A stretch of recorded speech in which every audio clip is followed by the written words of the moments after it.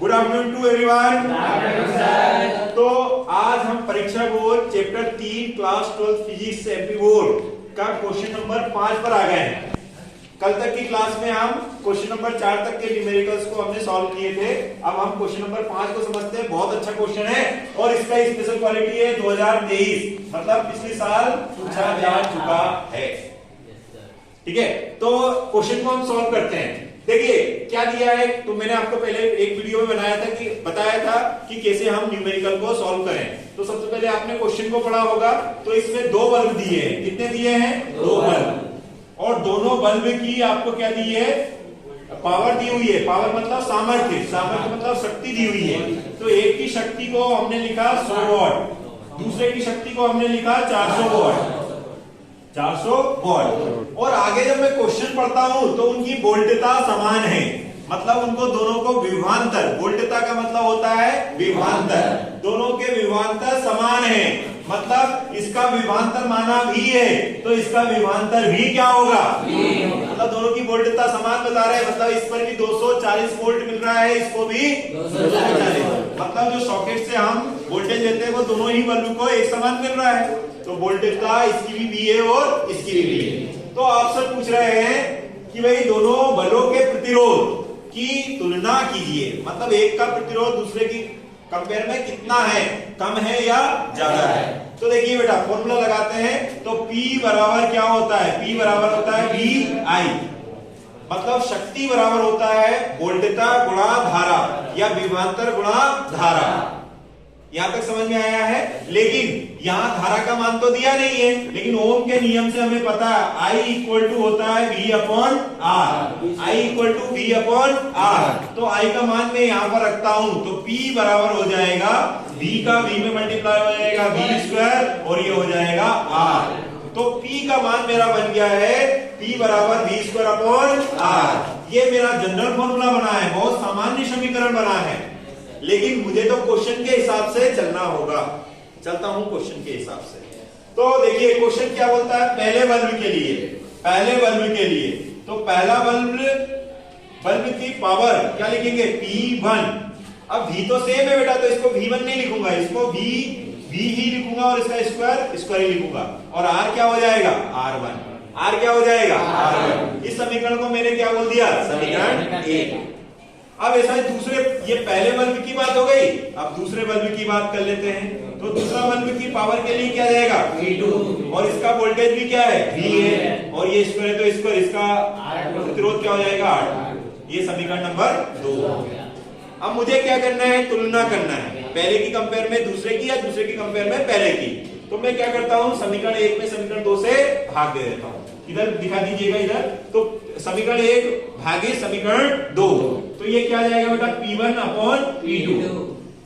अब ये देखिए V स्क्वायर अपॉन R1 और ये क्या है? V square upon R2।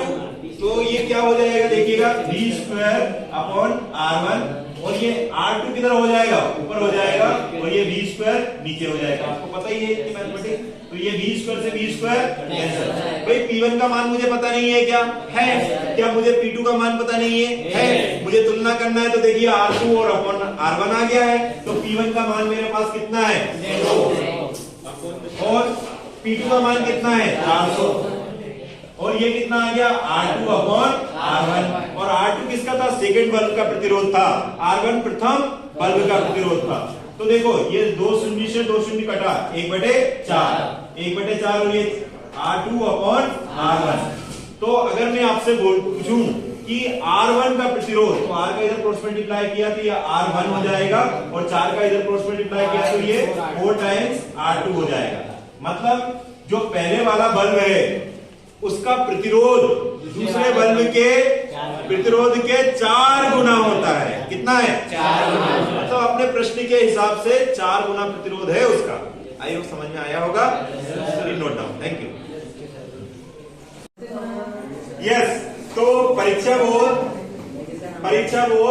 Class 12 MP board का क्वेश्चन नंबर 6 चैप्टर नंबर क्या है क्वेश्चन, इसको एक बार थोड़ा क्वेश्चन को हम समझते हैं और फिर उसके बाद में हल को समझेंगे।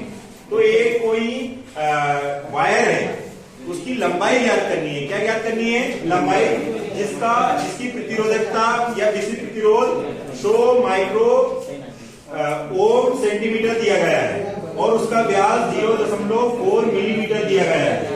तो वो एक कुंडली बनाई है, उसका प्रतिरोध आपको 10 ओम दिया हुआ है। कितना दिया? सॉरी, हाँ 10 ओम उसका प्रतिरोध दिया है। तो आपको क्या ज्ञात करना है? उस तार की लंबाई ज्ञात करनी है। तो सबसे पहले तो आप क्या करेंगे, दिया हुआ है उसको लिख लेंगे। तो प्रतिरोध का मान 10 ओम दिया है, प्रतिरोधकता आपको दी गई है, लेकिन इसको अदर यूनिट्स में दी है, एसआई यूनिट में कन्वर्ट करेंगे। तो एसआई यूनिट में कन्वर्ट करना आपको आता ही है। ये 10⁻⁻6 ओम मीटर आ जाएगी। और व्यास को आप निकालेंगे, ये मिलीमीटर में है, तो मिली की वैल्यू 10⁻³ होती है।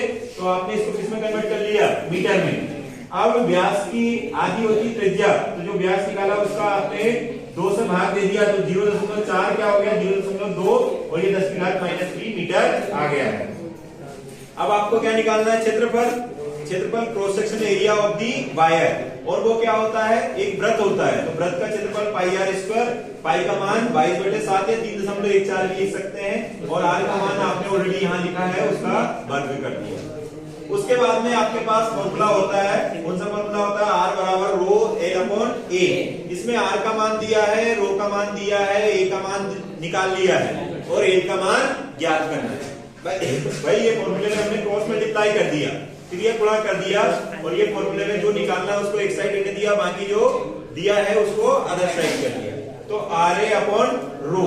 अब सारा मान दिया था, हमने गुणा किया, भाग किया, और ओवरऑल करके हमने आंसर क्या निकाल लिया? 1.256 मीटर। अगर इसको सेंटीमीटर में कन्वर्ट करेंगे तो 125.6 सेंटीमीटर आ जाएगा। आई होप समझ में आ गया होगा।